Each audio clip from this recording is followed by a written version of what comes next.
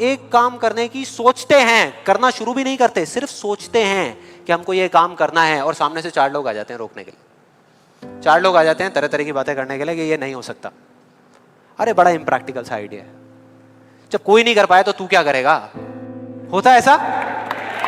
कितने लोगों के साथ ऐसा हुआ है? सबके साथ हुआ है और होता रहता है। और मेरे साथ तो पता नहीं कितनी बार हुआ है। किसी के साथ कुछ ज्यादा ही हुआ है लगता है। लगता है उनको राह चलते भी, मेट्रो में भी कोई मिलता है, अबे तू नहीं कर पाएगा चल।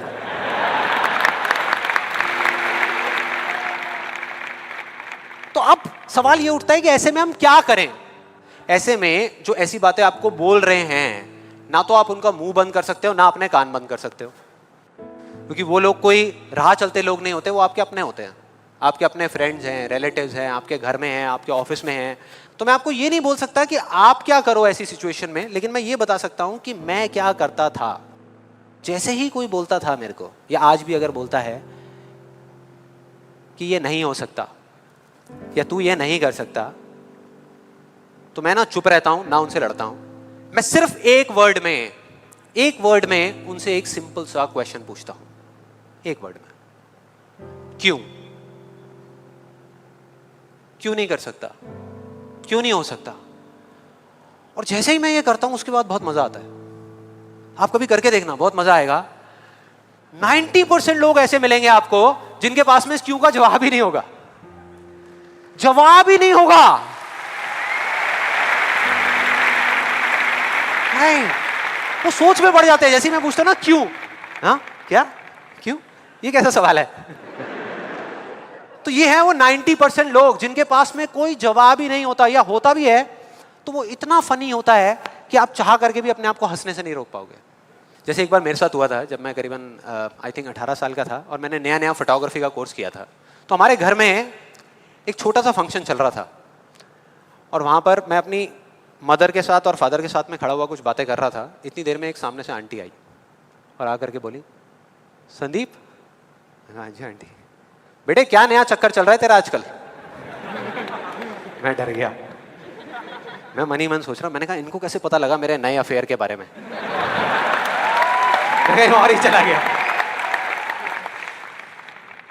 फिर मैंने उनको देखा और डरते डरते उनसे मैंने कहा कि भाई आंटी जी क्या मतलब, मैं कुछ समझा नहीं, कौन सा चक्कर, क्या क्या कौन सा? तो आंटी ने बोला, कहते क्यों तू ये फोटोग्राफी नहीं कर रहा आजकल? ये फोटोग्राफी का कोर्स नहीं किया तूने?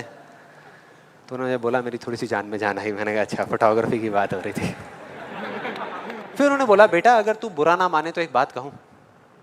मैंने कहा नहीं आंटी बोलिए ना। बेटे मेरी अगर तू माने ना, तो ये जो तू फोटोग्राफी के चक्करों में पड़ा है ना, ये सब बेकार की चीज़ें हैं। इससे अच्छा ये है कि तू कोई और ढंग का काम कर ले या अपनी पढ़ाई लिखाई में ध्यान दे। मैंने वही किया जो मैं हमेशा करता था। मैंने कहा क्यों आंटी जी, आपको ऐसा क्यों लगता है कि मेरा फोटोग्राफी में कुछ नहीं हो सकता, ये फोटोग्राफी बेकार की चीज़ क्यों है? तो उन्होंने जवाब दिया कि मेरी बहन का बेटा भी गया था बॉम्बे यही सब करने के लिए जो तू कर रहा है, और उसको 4 साल हो गए धक्के खा रहा है, उसका कुछ नहीं हुआ अभी तक। मैंने फिर सुना, फिर मैंने दोबारा से वही क्यों को ले आकर के चिपका दिया। मैंने उनसे पूछा, लेकिन आंटी मेरे को कुछ समझ नहीं आया कि अगर वो कुछ नहीं कर पाया तो मैं कुछ क्यों नहीं कर पाऊंगा? सीधा सा क्वेश्चन है यार।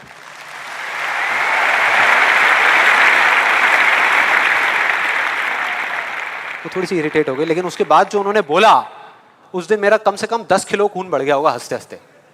उन्होंने गुस्से से मेरे से पूछा, कहते तेरे कितने % आए थे 12th में?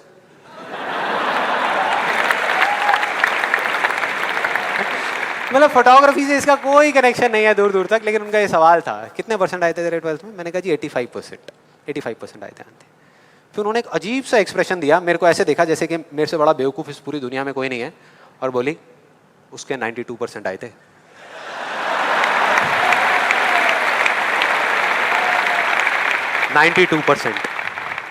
अब बोल। मैं कहा अब क्या बोलूं? अब बोलने को आपने छोड़ा क्या है? क्या कोई है जो ऐसी बातों को सीरियसली ले सकता है? नो। यस और नो? नो, ले ही नहीं सकते। अब बचे 10% लोग जिनके पास में जवाब होता है, एक जेन्युइन वजह होती है। मतलब वो आपको सिर्फ ये नहीं बोलते कि आप नहीं कर सकते, वो आपको बताते हैं कि वो ऐसा क्यों बोल रहे हैं। तो मुझे जब भी कोई ऐसा मिलता है तो मैं उनके पास में जाकर के शांति से बैठता हूं, उनकी सारी बात को समझता हूं, फिर अकेले में जाकर के उस प्रॉब्लम का सॉल्यूशन निकाल लेता हूं और अपने पूरे दिल से उस इंसान को थैंक्स करता हूं। क्योंकि इनडायरेक्टली ऐसे लोग हमको हेल्प करते हैं आगे बढ़ने में। लेकिन इसका मतलब ये नहीं है कि उन 10% लोगों की बातों को मैं ज्यादा सीरियसली लेता हूं, या अगर मेरे को उसका जवाब नहीं मिलता तो मैं रुक जाता हूं। क्योंकि जवाब नहीं है इसका मतलब ये नहीं कि हम चलना बंद करते हैं। फॉर एग्जाम्पल, अगर हम अपने घर से ये सोच करके निकले हैं कि जब सारी लाइट्स ग्रीन हो जाएंगी तब मैं अपने घर से निकलूंगा, तो निकल पाएंगे कभी? कोई भी ऐसा कुछ आपको बोलता है आकर के कि आप ये नहीं कर सकते, तो समझ लेना कि वो बोल तो आपको रहा है लेकिन उसका इशारा आपकी तरफ नहीं है। वो बस इतना सा कहना चाहता है क्योंकि मैं इस काम को नहीं कर सकता।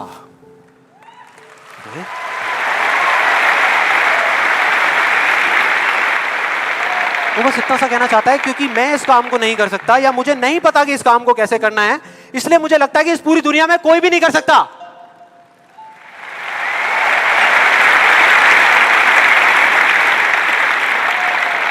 आप में से कितने लोगों ने कहावत सुनी है कि किसी पे जुल्म करना पाप है लेकिन जुल्म सहना उससे भी बड़ा पाप है? कितने लोगों ने सुनी है? ऑलमोस्ट सबने सुनी है। बिल्कुल इसी तरह से कोई इंसान अगर जिंदगी में कुछ करना चाहता है ना, या कुछ बनना चाहता है, तो उसको जा करके ये बोलना कि तू ये नहीं कर सकता, उसकी हिम्मत को तोड़ना, उसकी उम्मीद को तोड़ना एक बहुत बड़ा पाप है। क्योंकि कई बार कुछ लोगों के पास में सिर्फ एक उम्मीद होती है और कुछ भी नहीं, लेकिन वहीं दूसरी तरफ किसी को इतना हक देना कि वो आ करके आपके सामने खड़ा हो जाए और आपको कुछ भी बोलता रहे, आपकी उम्मीद को तोड़ दे, आपकी हिम्मत को तोड़ दे, और आप चुपचाप खड़े खड़े उसको देखते रहो, कुछ भी ना कहो, कुछ भी ना करो, ये उससे भी बड़ा पाप है।